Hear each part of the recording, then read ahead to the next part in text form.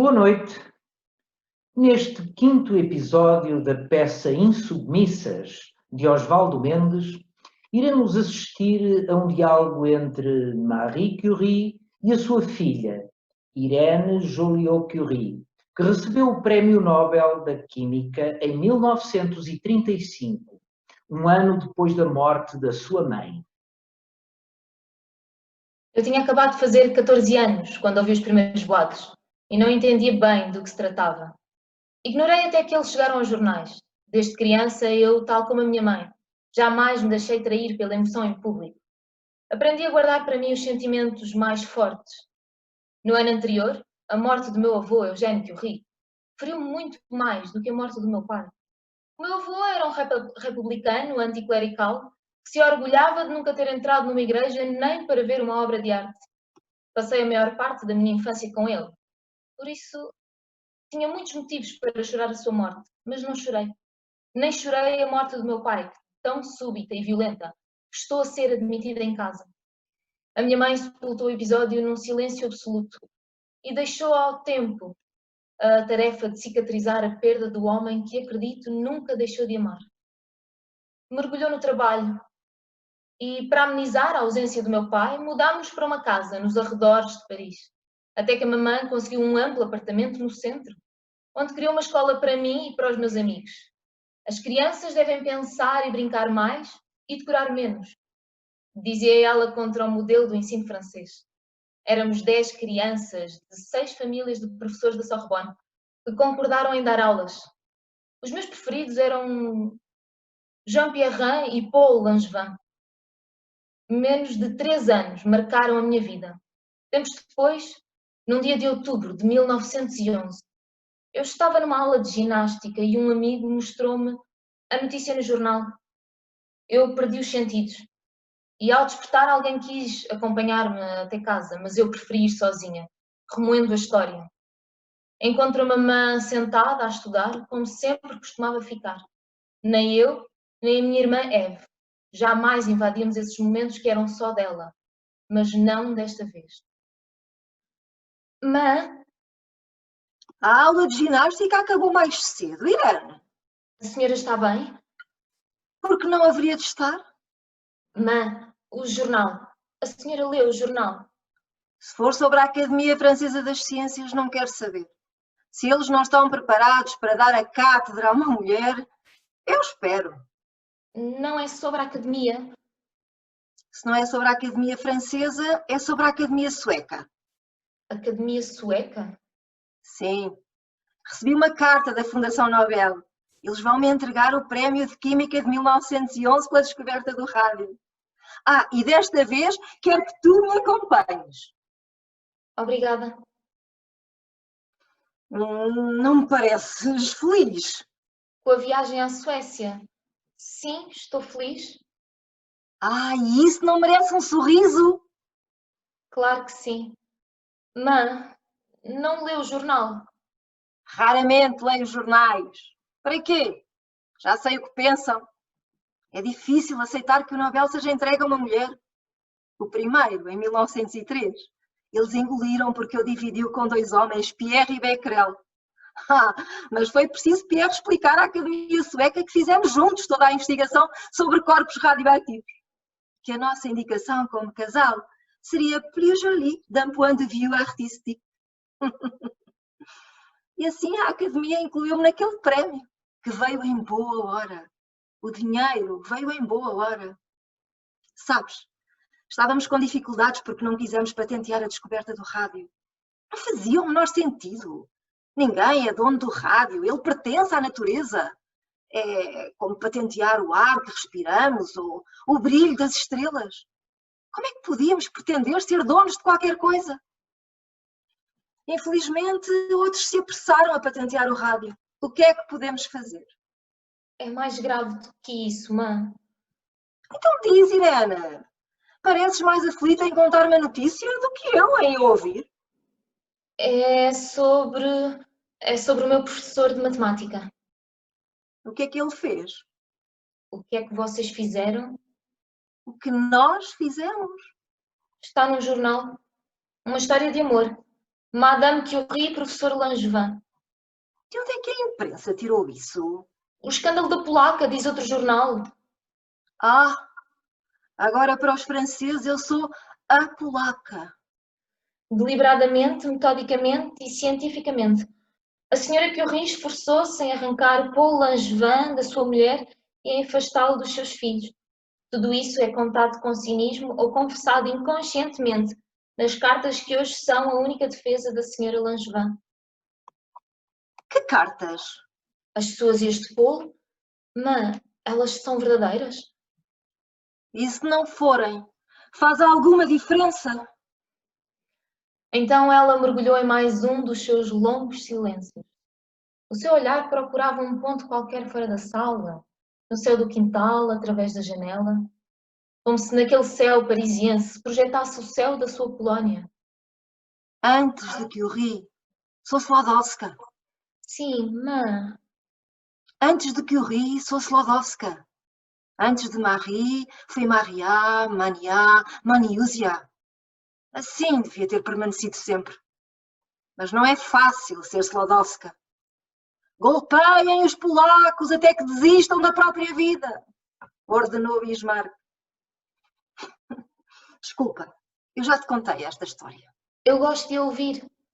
Não te aborrece? A mãe sabe que não.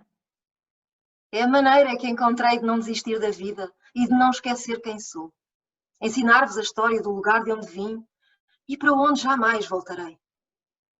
Na vida não há caminho de volta. Nunca te esqueças disso. Não esquecerei. Não era a Polónia que estava em guerra contra a França. Era Bismarck. Foram os jovens soldados polacos mandados para a morte na linha da frente que pagaram o preço da unificação da Alemanha. A tragédia da Polónia foi estar no caminho da Áustria, da Rússia, da Prússia e da Alemanha para a França. Mas os franceses nunca vão entender isso. Como se falasse sem querer ser ouvida, ela mergulhou nas histórias de Varsóvia que se confundiam com as suas histórias pessoais. Depois calou-se. Ali estávamos, duas mulheres mudas, porque não precisávamos de palavras. Na minha mãe, o amor pela Polónia e pela França que a acolheu misturava-se. Eu não sei quanto tempo a minha mãe ficou parada a olhar o vazio, em silêncio. Não se mexeu nem quando bateram à porta. Eu fui atender. Mas é o professor Paul Langevin. Diz-lhe que não estou. Ele sabe que está em casa, mãe. Diz-lhe que falo com ele mais tarde, no laboratório. Nem tive tempo de ir até à porta. Contrariando os seus hábitos sempre polidos, Paul Langevin estava diante de nós, na sala que ele e outros homens só frequentaram enquanto o meu pai era vivo. Marie, precisamos conversar. Arriscou Paul depois de um longo silêncio. Pois falo. Não há nada que Irene não possa ouvir. Ela já é bem crescida. Não sei de onde partiram essas histórias. Tentou ele explicar. Não me interessa, Paul. Os que votaram contra a minha entrada na Academia das Ciências devem estar a comemorar. Ainda bem que não elegemos a estrangeira. A França libertária, a França que interessa, essa França ama-te, Marie, disse Paul, visivelmente transtornado. A França das ruas fecha-me as portas, Paul. Se não tivesse as minhas filhas, voltaria para a Polónia. Um dia precisei de sair da minha pátria. Não seria justo fazer isso com a Irene e Eve. Elas não podem pagar pela minha história. E quanto a essas notícias, não há o que fazer. Se houvesse alguma verdade nelas, eu até poderia sentir-me envaidecida por seduzir um homem que atrai tantas mulheres e que é bem mais novo do que eu. Apenas 5 anos, corrigiu ele. 5 anos fazem toda a diferença quando se trata de uma mulher mais velha e de um galanteador. Fosse eu casada e tu solteiro, ninguém te censuraria nem te chamariam de ladrão de esposas. Mas eu sou a ladra de maridos. Não foi isso que escreveram? Paul ainda tentou argumentar que a ciência era a razão do ciúme de Jeanne e que ela, Marie e os seus amigos o convenceram a abandonar o emprego promissor que a família de Jeanne se tinha empenhado tanto em conseguir. Nós salvámos-te para a ciência. Seria um desperdício alguém com o teu talento enterrar-se num escritório. Foi Pierre quem percebeu em ti um homem da ciência e te incluiu no nosso círculo de amigos. É o que eu sou, um homem da ciência, disse Paul com certo orgulho. Mas não é o que a Jane espera de ti. Foi a vez de Paul mergulhar em silêncio. Ele tentou explicar que Jane se recusava a aceitar a separação amigável e que já não havia mais nada entre eles. Desculpa, mas a tua relação com a Jane não me diz respeito. A mamã nem permitiu que ele continuasse. A partir de hoje, os nossos encontros devem limitar-se ao laboratório e a lugares públicos, e nunca sozinhos. Agora, por favor, sai. Não é bom que te vejam na minha casa. Acompanhei Paul até à porta, voltei. Ela estava mergulhada em dor silenciosa, nunca foi dispor as suas emoções, nem quando o papá morreu. Mas ela notou a minha aflição. Que cara é essa, Irene? Toda essa história, mãe. O que vai acontecer? Nada. Não vai acontecer nada. Eu tenho medo. Na vida, como na natureza, não se deve ter medo, porque tudo está aí para ser compreendido. Aprenda a trocar o medo pela curiosidade. E lembra-te, quando se trabalha com certos elementos, a curiosidade não basta.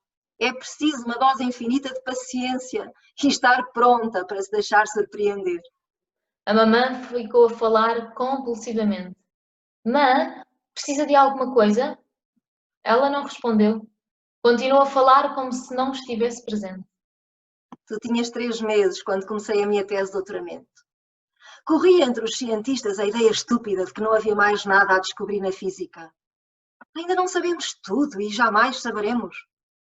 Incomodava-me pensar no átomo como algo indivisível. Mas como provar que o átomo pode sofrer mudanças, se pode dividir? A radiação na peixe-belenda era um campo aberto para a pesquisa e a experimentação. Escolhi trabalhar com a peixe-belenda porque era mais acessível e barata que outros minerais. Comecei com 100 gramas. Quanto mais eu destilava, triturava, dissolvia em ácido e filtrava, as pequenas porções que sobravam eram cada vez mais radioativas. Então o teu pai e eu isolámos e testámos cada um dos 78 elementos químicos conhecidos para ver se os misteriosos raios também fluíam de outra substância que não o urânio. Demorámos muito, porque não tínhamos dinheiro para comprar as amostras e porque as nossas condições de trabalho eram muito precárias. Até que num dia de março de 1901, a peixe-belenda nos revelou o segredo que escondia. 2 elementos surpreendentes, muitíssimas vezes mais radioativos que o urânio. Batizei um deles de polónio, por razões óbvias. Chamei o outro de rádio, que conseguimos isolar depois de 4 anos de trabalho incessante. 4 anos em que me dividi entre ser mãe e cientista, vivendo entre esses 2 mundos. A minha presença era indiferente. Se eu saísse, ela nem notaria. Fiquei a ouvir, até que, de repente, ela se calou e mergulhou num dos seus longos silêncios. Afastei. Marie Curie, como se chama? Conceição Freitas, geóloga. Irene. Vera Freire, arquiteta paisagista. Muito bem, por hoje ficamos por aqui. Continuamos amanhã, no último episódio. Boa noite.